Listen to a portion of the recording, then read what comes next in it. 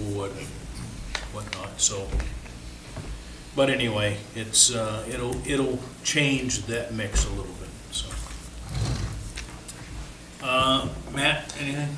Just a couple things for you. Budget meetings have gone well.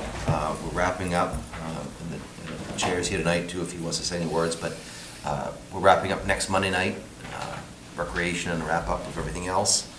We have a couple others we'll add in there for them to look at, but if all goes as planned, we're hoping to have the draft budget to you February 18th or the latest March 4th.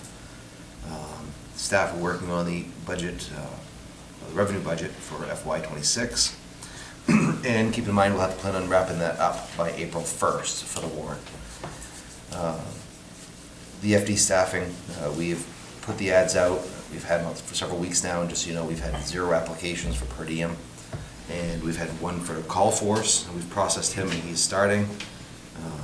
We're really going to give strong consideration of what we're going to do moving forward. Try to recruit or to hire someone.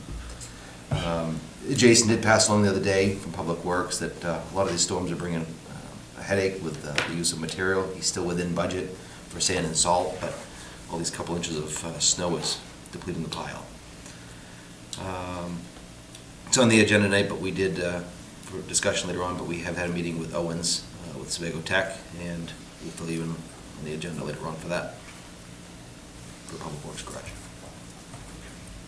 Any questions? Yeah, just real quick, on the per diem on the fire department, why is it 0? Is there any thought process behind it? We lost several people about a little over a year ago.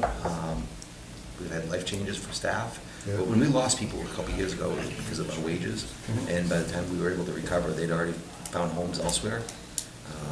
Are you recruiting from like colleges or the whole program? We've got it on MMA's website. We've got it on our social media sites. We've shared it. Yeah. We've reached out. I mean, most of those we're not going to be able to draw from a great distance anyways for per diem. But we're posted in different outlets or channels. So I think the hourly for the per diem is in line. I think the communities around us are doing the same thing we've done every year, is they're positioning themselves now again to make adjustments because they're trying to recruit as well. But the challenge is everywhere. And we were looking at it, we've lost 6 to, some have moved out of state, relationship changes, kids, Right. Promotions in other departments. A lot of the people we had were working for other departments full-time, and as soon as they get promoted or something happens with their work schedules, we lose them here. So as we move forward, we may really need to think about some full-time help in transition from the per diem concept or model to full-time. So. Thanks. Okay, anything else, Matt? That's it for now. Let's move on to new business, discuss about to go into a lease arrangement with the Historical Society. I think everybody got this in their packet.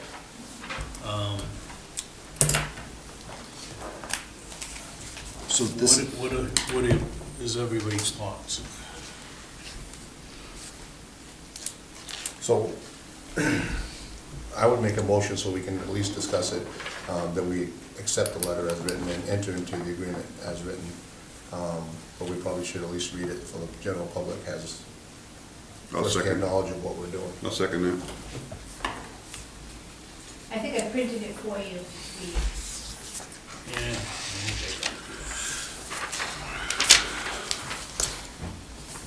So this would be from the Waterboro Historical Society to the Town of Waterboro, Town Manager, Mr. Boers, per discussion with the Selectmen on January 16th.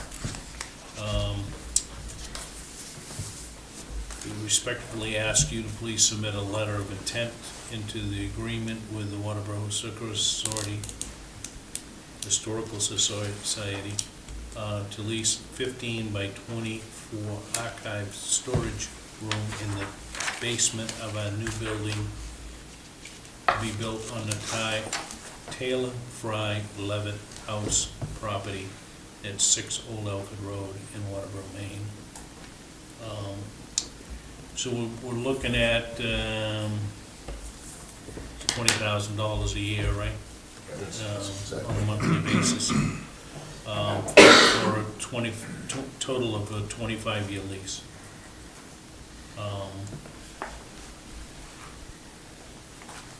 What else do we need to say? I think you've covered it. I think that the overall, this gives us an area for records storage in a climate-controlled environment.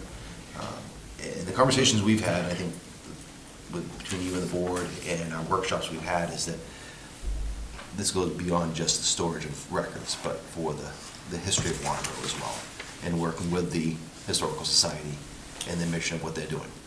Correct.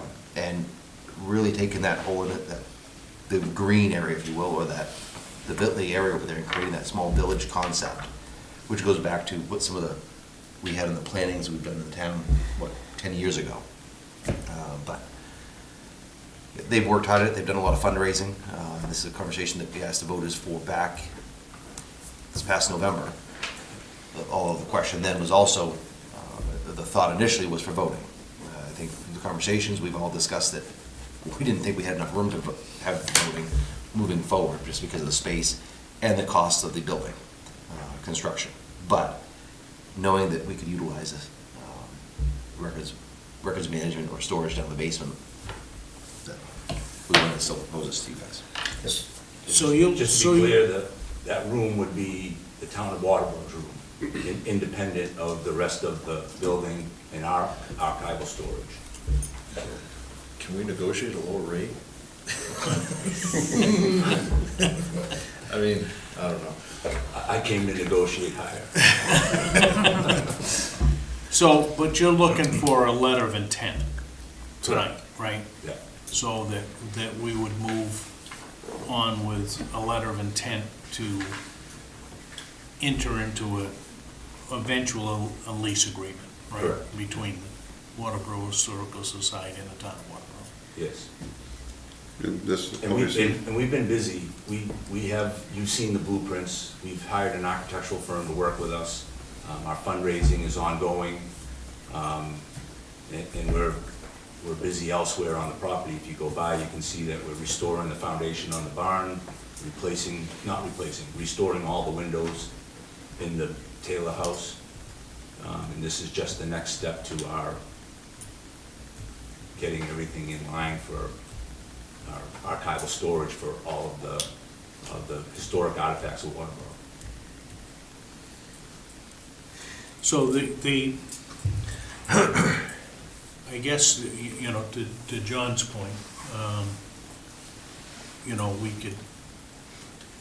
could probably lease a climate-controlled unit for much less, but I would think that we would also contribute a donation to the Historical Society, and whether that's on a monthly basis, on an annual basis, or whatever the case may be, it's, you know, I don't think $20,000 is unreasonable for 25 years, but, so if we develop language to say that we would rent the space, right? And also, in addition, to make a donation to the cause, basically, right? Or for the building development. Would that be amenable to you guys, or? It would, and that's what we're looking for. We're starting a major fundraising campaign, and we're looking for your help to partner up with us to move this thing forward. That basement, I mean, just for the general public, you're talking close to $1 million in that basement to make that climate controlled, and when you get all said and done, $1 million is not out of the ballpark. No, it's not. And that's just the basement. That's just the basement. That's before the building goes up. But you're talking about leasing a 16 by 24, you're not building a whole basement for them, and you're spending $500,000 on a across 25 years. Yeah, So and it's- and I would think that there would be a mix of rental, for rental space, and also a contribution from the municipality to of some number, okay, whether it's reasonable to expect, you know, $20,000 on an annual basis, or whatever the case may be, but that would be something that we could work out. Because the town currently gives you funds already for the property, For the for the Taylor Taylor House. House. Yeah. What, 5? 10. 10. Yeah, we just went, Went up because last year. we went up last year for the, for the restoration stuff, right?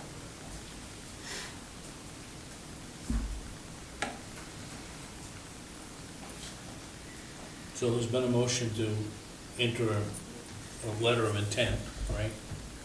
And guess we can mix that any way that we want from them. When you draft the letter. Right. Yep. But you're looking for a letter of intent from the town of Waterboro to say, so you can take it to some financial institute, right? Correct. Right. So we got the motion, we got the second, right? Yep. Motion, Gary seconded.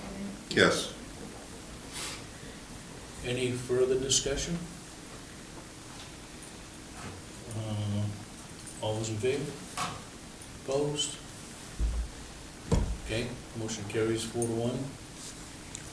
So we'll iron out between Matt and yourself what the language is gonna be, Okay, okay? thank you.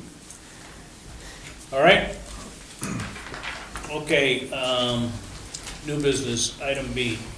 Discuss a vote to approve 38 West Pub and Grill renewal liquor license. So moved. Second. Any discussion?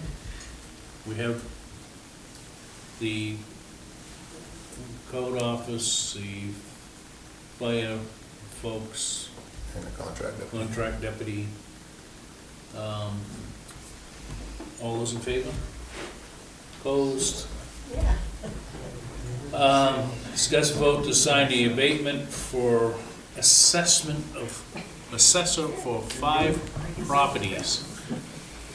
4 of these properties, or 5 of these properties, 4 of the properties are in the town of Waterboro's name.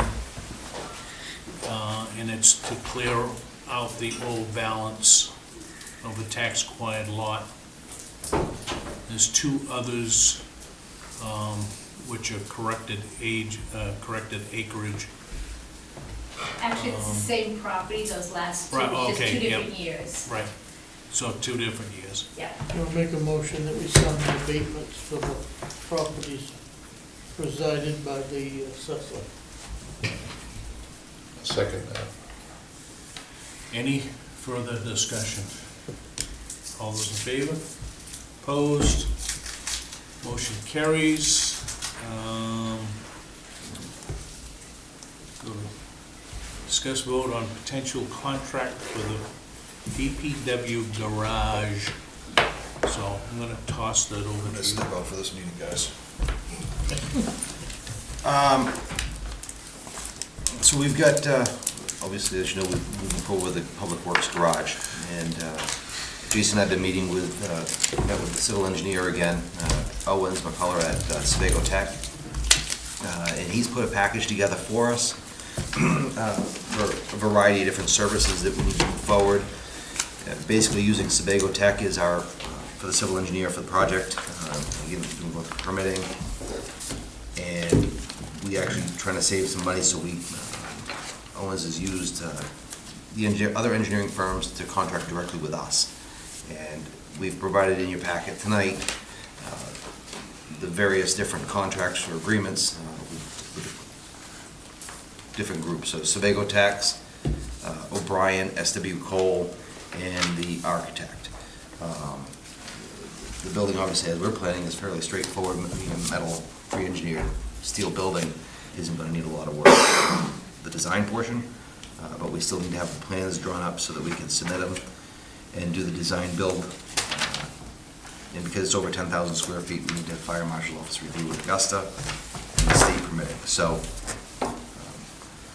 the real snafu for this is the fact that based on what we have for currently budgeted amounts that we've had for carry forward was $50,000, and our estimates for this project right now with the engineering is at $75,400. So if we were to move forward, I would need your permission or ability to utilize funds from the CIP Building Fund, which we have currently in there, $120,303.63 is carry forward funds. And then Owens would take the lead for the design build and the bid specs and all the documents moving forward. Timeline for the project is in the back of Sebago Tech packet. Anticipation of dates, obviously the concept building plan is February, geotech, March, planning board, March to May, prep of the design build documents, April to May, issuing of the documents mid to late May, and be posted for a month, and then we'll be hopefully opening for June, and estimated construction time is 10 to 12 months, is what's anticipated. So do you need a motion to utilize CIP funds?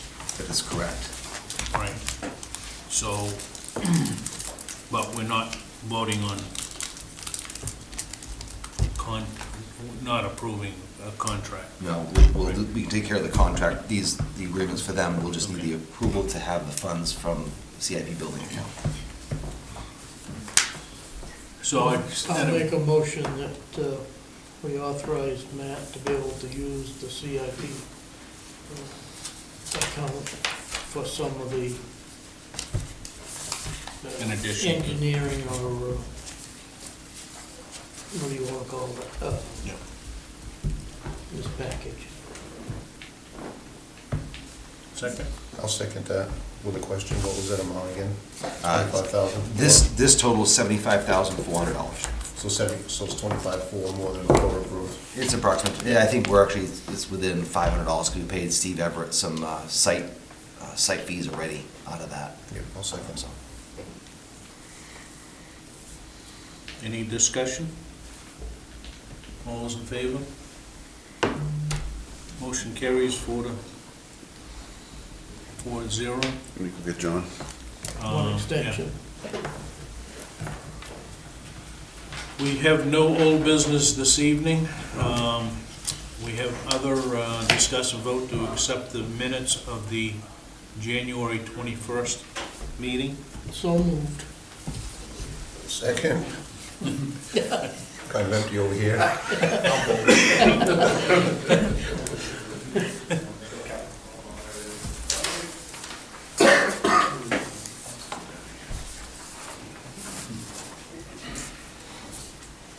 He's coming. One of them was there. He's down around the corner.